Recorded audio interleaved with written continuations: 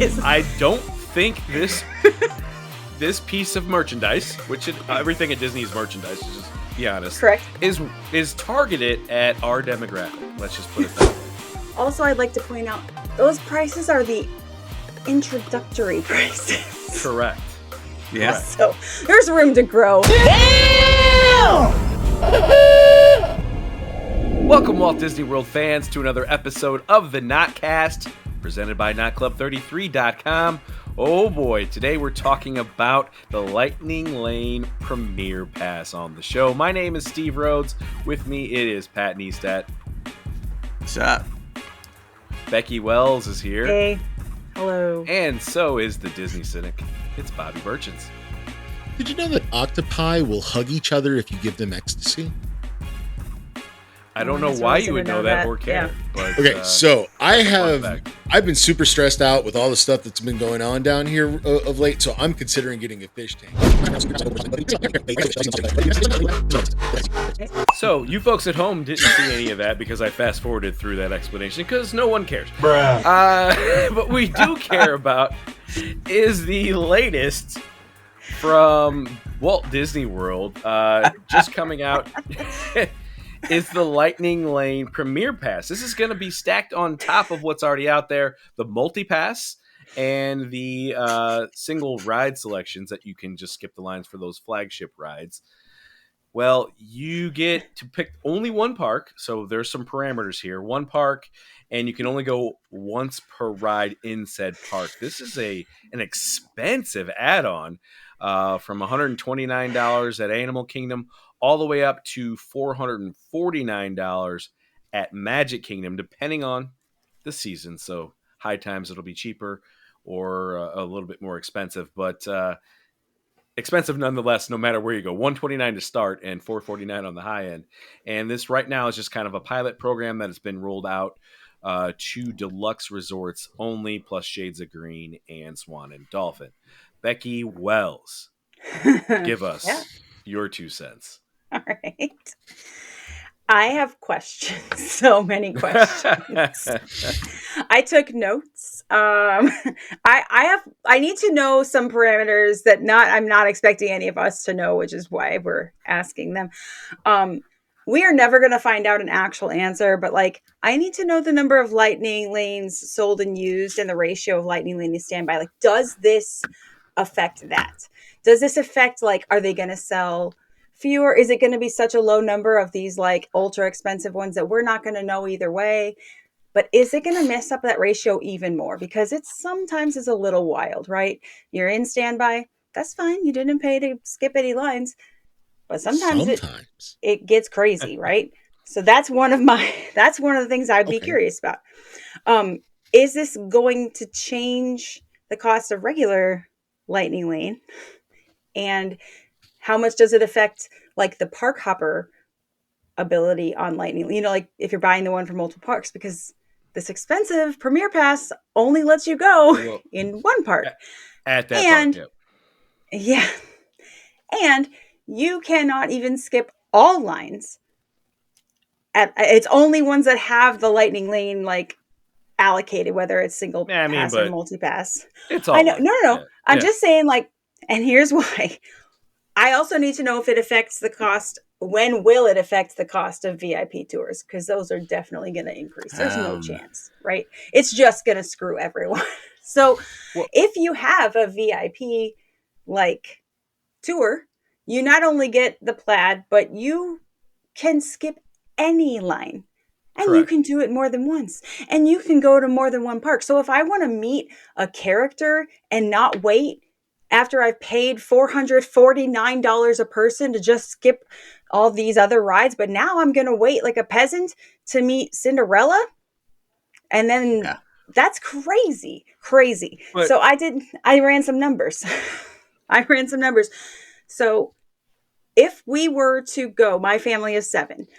Currently only one is left in the child age range of pricing. So kind of irrelevant. But for one day, if we're looking at the $449 a day for 7, that's $3,363.08 just for the Premier Pass. Sure. So that's wild. But and if I you use talk about the starting point of a VIP is $4.50 an hour, and you got to do 7 hours. So that's more. Yeah. Right. But so let's say that the 7 of us, we buy a 5-day base ticket, because I can't park hop if I'm getting this Premier Pass every day. So You wouldn't. And then let's say I bought them straight from Disney. I don't know if these things are ever happening, but You let's wouldn't pretend. do that. No, I wouldn't. The people But say do. for 7, it's $4,905.07. So for one day, for the 7 of us to go to Magic Kingdom, one day is $4,344.09. If for some reason all park tickets were that same price, $21,790. No food is included. My lodging, who cares that we have DVC at that point? I could buy another contract. Also, I mean, at that point, not only should I go on a VIP tour, forget that, I should join Club 33, because you get included annual passes. You get included other park tickets and passes, and you get included VIP tours. I don't even understand. Yeah. I take my family for one freaking week and don't even go to the park every day, and I paid more than a freaking membership to Club 33. So I think I probably, if I'm taking my family, not using this ever. Also, I'd like to point out, those prices are the introductory prices. Correct. Yes. So there's room to grow. I think there's a reason. There's a reason they target this only at deluxe resorts to start. Yes. It's a pilot. And more power to them. If I don't want it, I don't buy it. That's the easiest way to not worry about it. If I go by myself one day and want to crush everything, I don't know, maybe I consider it. Probably not. But I'm not knocking anybody that wants to, pay their time's worth money, my time's worth money, but $21,000 is... I don't think this piece of merchandise, which everything at Disney is merchandise, to just be honest, correct, is targeted at our demographic. Let's just put it that way. That is correct. Pat, you were a recent guest on the Cynics on Disney podcast, hosted by the man on the bottom right corner of your screen, Bobby Burchins. You guested on that show. You guys kind of got into this. You had some interesting thoughts about where you thought this might be headed and how this kind of fits in the landscape of the currently 3 Lightning Lane products. If you want to just give us your thoughts on the whole situation. Yeah. I mean, first, I think the pricing's crazy, obviously. I mean, I don't see myself ever buying it, but what I think is happening here is I think eventually maybe this is the only thing that you have, possibly. And I think they're trying to slowly ease out a certain demographic that can pay and go to the parks. Yeah. That's what ultimately I think is the case here. And they're just finding their ceiling. They're finding their ceiling with this product here. This ain't the ceiling. The VIP is the ceiling. Let's just be honest. Yeah. Right, but maybe that in a sense, this replaces that as well too. Because they have to pay. There's no way. You don't think so? No. I mean, as somebody was lucky enough and privileged enough to get on that VIP tour, but with this they have to. That. Yeah. Then they're going to have to raise that price of the VIP tour. I'll get into. I'll get into why I don't think so here. I'll wrap it up. But I think this would have value if they got rid of both passes, single, and then found a number, 129, 150, 200 for the day or whatever. Yes. And then everyone you park hop with it. Let you park hop with it and let you do multiple rides with it. Because what I think it will do is it's going to improve the guest experience because the standby lines will go faster because not everybody's going to be able to purchase this. Yeah, and to something Bobby said on his show and on this show before, a lot of times is that you've called for having a product like this and getting rid of the rest of the stuff. I think there was a cool graphic what was on Mickey Views recently where he showed the lanes switching. And Bobby, you've been saying that for years that it would open up things. So you've kind of gotten what you've wanted, but not fully. What are your thoughts on where this is headed and what we have? So, two thoughts coming to mind. First of all, no, this is obviously the worst possible perfect storm of clusterfuck that they could have done with line skipping services. The immediate after effect to me is that you have to buy something in order for you to have any sort of success at riding any sort of popular attractions, which to me, I feel like defeats the point of admission. If you're just going to charge for the rides, why not let's just charge for the rides and let anybody in the turnstiles, or at least to whatever fire code is or whatever. That seems to be more fair to me at that point than how it's currently set up. A lot of my thoughts are better expressed on our show, the Cynics on Disney podcast. So I'm going to kind of shorten mine up by saying for anybody who's planning on purchasing this, any sort of rage that I might have towards it, I'm not judging any guest who wants to buy this stuff. And the reason why is because I view it like a tax loophole. I don't blame the guy who's exploiting the tax loophole. I blame the government for having a tax loophole. And it's the same thing. I blame the company for setting up this scenario at this point.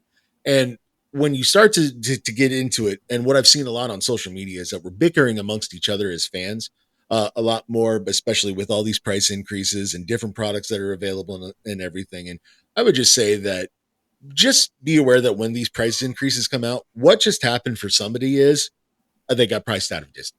Yeah. And they should be allowed to vent on that just a little bit, because a lot of those people who are going to vent on that are just as big of fans, if not bigger fans of Disney World than all of us are.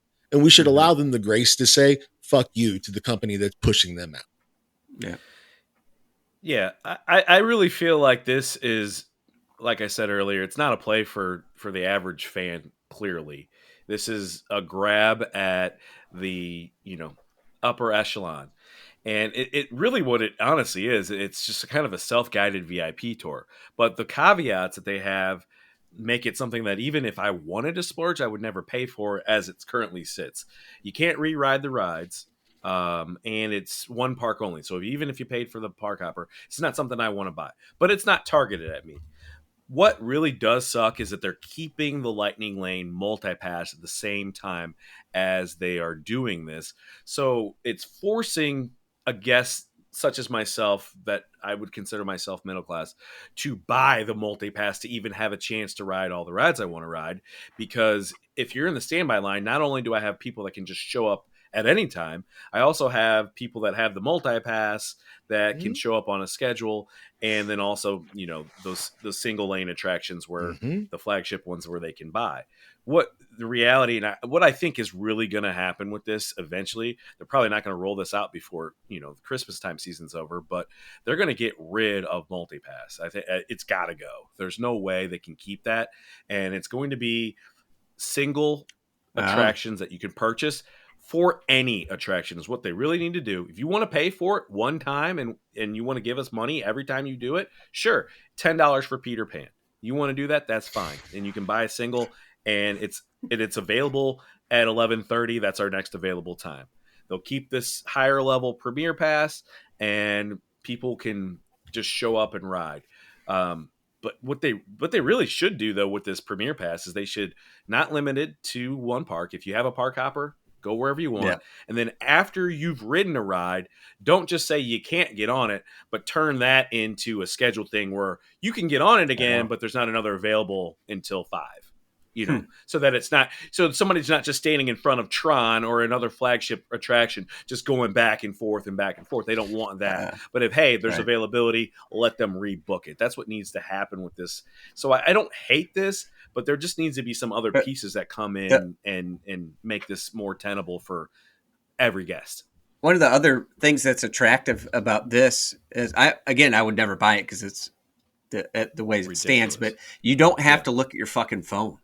Like, right. You just, you don't have to look at it. And like in the past, I don't know, 5, 6, 7 years, you have to be on your phone, maybe longer and you're missing part of the ambiance of Disney. Yeah. You're missing the details because you're on your damn phone the entire time. Well, so that's my problem with it, is that you're almost having to buy an experience that just automatically came with the freaking ticket, Right. 10, 15, 20 years ago and everything like that. Yeah, I know the cell phone wasn't invented when all of us were kids and everything like that. But still, like, that's how we did Disney when we were kids. And now you cannot do Disney like that at all. You don't have the option to do it. So much of this pay gets for solved if nostalgia. they get rid of multipass. So much of this pay gets for solved if they nostalgia. make this be just make it standby or pay $1 billion. But the problem is with all of this is that to this point, they still are having revenue issues, and they need to maximize as a company every nickel and dime that they are pulling out of our pockets. And frankly, that to me, that's where it's untenable, and that's where we need to put. But the problem is gonna be though, is if you have this Premier Pass and somebody's paid $450 for it, and I'm in the line with people that paid multipass, and that multipass lane is clogged up because these people have it too, it's not going to work. Because if I paid $450 and you paid $40 a day, how the hell are we in the same line? It shouldn't happen that way. You're not wrong about that, and that's what's making all of this the clusterfuck that I keep describing. That's why multipass has to go. That's what we're saying. But it's not going to, is what I'm saying. It's not going to, because they need to draw out the revenue. They need to force you to buy something else to go. That's my problem. That's to be seen. Yeah. You're definitely gonna have people super mad that they paid $400 blah blah dollars. Absolutely. And they can't get their precious angel in to see Cinderella. That's gonna be all those other little attractions. Oh, I can't do teacups whenever I want or whatever. Like Susie wanted to go meet, Winnie the Pooh, and now I have to wait for the VIP. That's what I'm saying. I'm just saying, but like people will complain about anything, but the fact that they're gonna now have an even like bigger cost investment that this is why pay for light? Yeah, I just don't understand why you like the math. Why would you pay for this Premier Pass when you have the multi-pass sitting there? Because you don't have to look at your phone, like you said. There's benefits to it. You just show up and walk on. I guess you're right. For somebody like me, I'm not going to do that. But somebody that makes a lot more money than me, they're probably like, fuck it, let's just get it. If this is your, but it's not going to be that many people. It's not going to be that many people that do it. Well, it can't be because it's only for deluxe guests right now in this pilot. Right. But go ahead, Becky. Sorry, Six Flags does this, and like Universal, and like here's the thing. Right. I know it's a larger scale at the larger parks, Universal, whatever. It does sell out. Six Flags. My husband and I used this. We went to like Great America because we wait on one line when we first did like a rope drop to the park. We're like, we aren't going to ride anything today if we don't go buy this pass right now.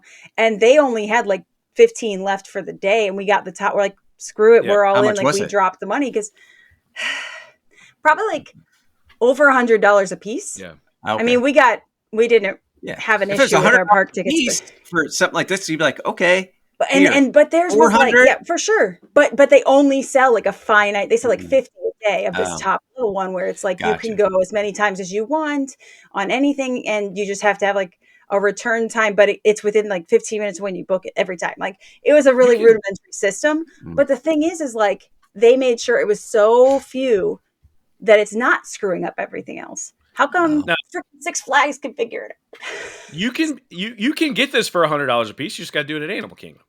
No, it's $129. All 3 rides. Yeah. That one makes the least amount of sense because there's only like 4 things you can ride. No, I have a question. Sorry, Bobby. No, it's okay. But I've had issues with this in the past already. It's happened to me twice now. I still have not received my reimbursements for the Lightning Lane things that I had to pay for out of pocket. I was supposed to get money back. Is Janine gonna actually pay me back if I buy this one?